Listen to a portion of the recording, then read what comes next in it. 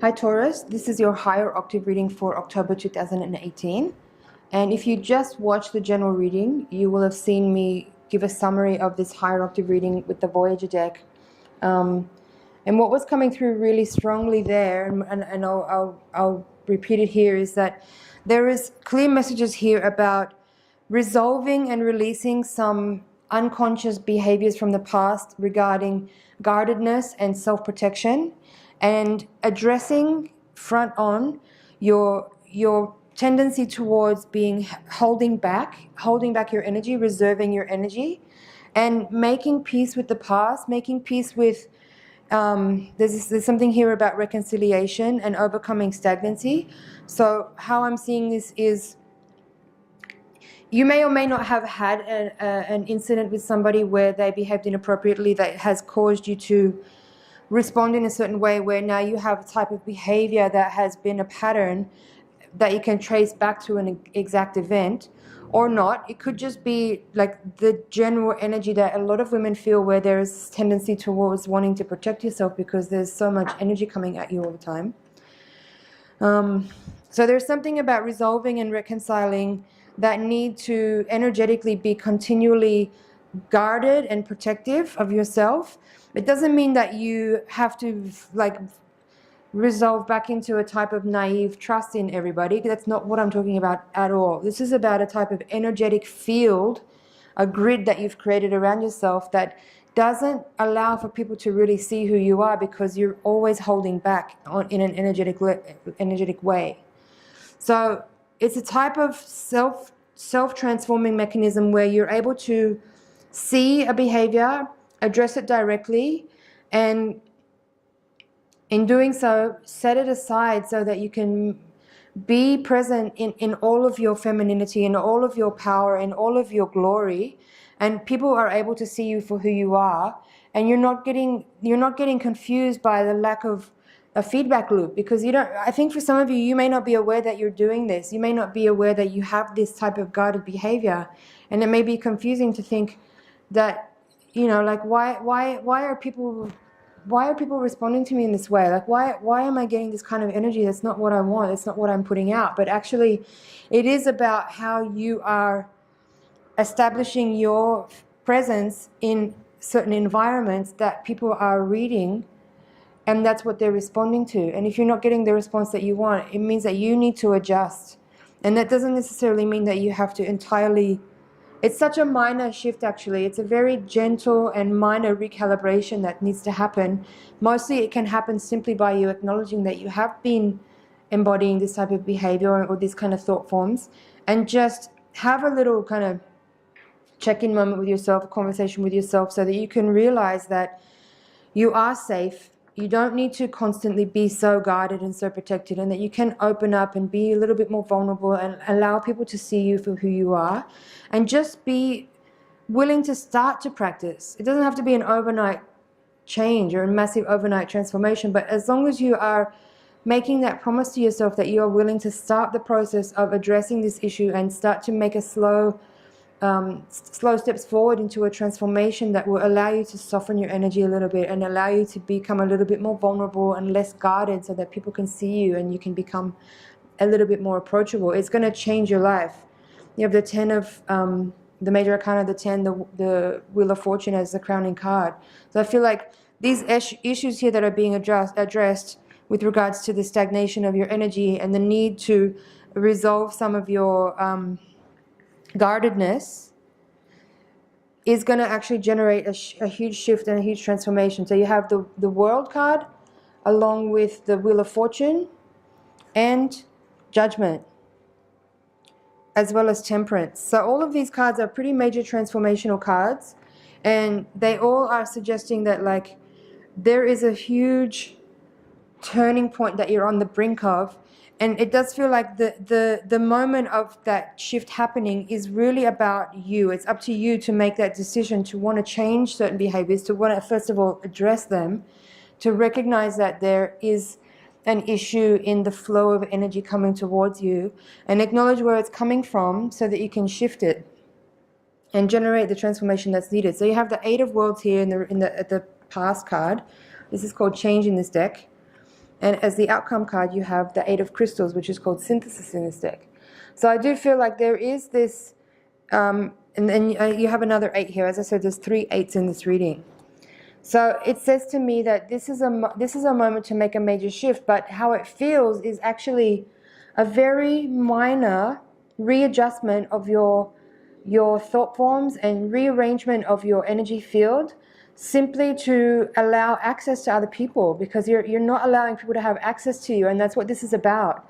Allowing for you to create a space where you're just letting your guard down enough so that people have access to you. And everything's going to change. Everything's going to change. Resolving this need to feel protected all the time and overcoming that guardedness. And at the foundation of the reading, you have the Child of Worlds. It's called Player. It just says to me that fundamentally, being that this card is this is the fulcrum of the reading. This is the card that the whole reading is kind of swiveling on. And this is saying to me that you're being urged to embody a more playful energy and just be a little bit more lighthearted and a bit more fun and a bit more childlike in your energy. This is not talking about being naive or silly, like I said earlier. It's not about naively and blindly trusting everybody, because we all know that's not true in life. But it's about how to manage your energy field so that you're not blocking all of the energy of the good stuff that wants to come towards you, along with the bad stuff that wishes to harm. Because the way you're embodying your energy and the way your auric field is all meshed up, it's blocking a lot of things from coming towards you. And if you can allow for a slightly more vulnerable, more visible embodiment of your essence, you're going to allow much more blessings, beneficial things, and boons from the universe to come towards you. In the quadrant of your hopes and fears, you have trust and love. Beautiful. So again, this is speaking to what I just sort of described, whereas like maybe you're afraid to trust people, but what you actually want to do is love. You want to give and receive love. And that again is what I'm talking about here, is if you are able to just create a space for yourself to feel safe, where you can actually trust yourself, actually, to know that you know how to handle people and things that come towards you, and that you're not in danger, because you're smart and you can read people's energy and you know who's safe and who's not, and you don't have to have a guard up for everyone. Do you understand what I mean?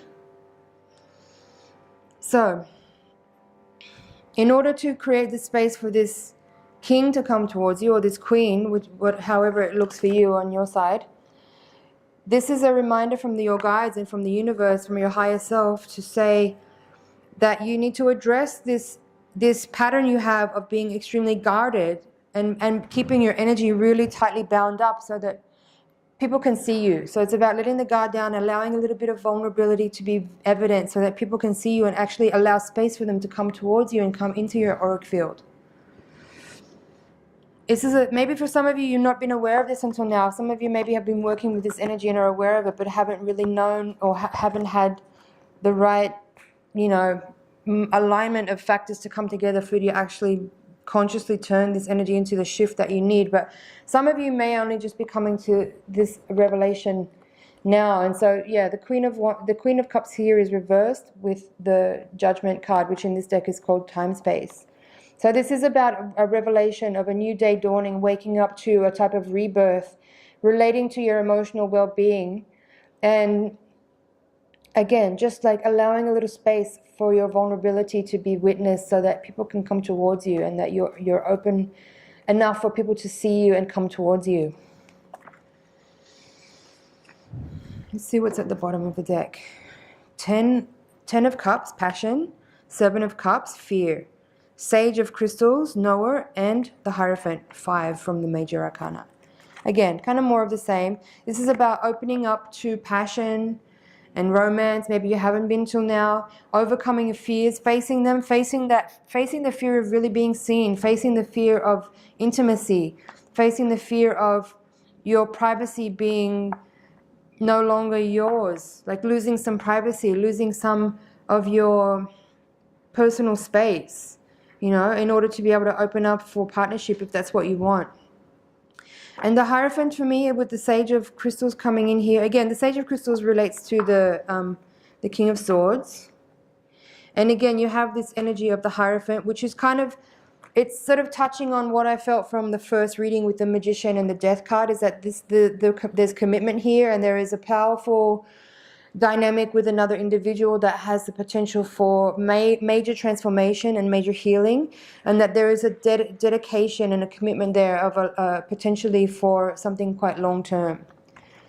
So Taurus, if you're up for it, I know I am. Last card is the Sun. How cool. Beautiful. Optimistic, success, a lot of blessings being shined down on us from the celestial forces. Sun energy is really positive. It's life, it's enlightenment. So I feel like this month is the month for us to make turn a huge corner in our lives from some areas where we've been stuck for quite some time. And yeah, let's do it. I'm ready for something different. Taurus, please do watch this again now and then again in a week's time, because again, more information will be relevant as events unfold, and you'll get different things out of the reading as the month goes by. I hope you found that helpful, and I'm looking forward to seeing us in the next reading.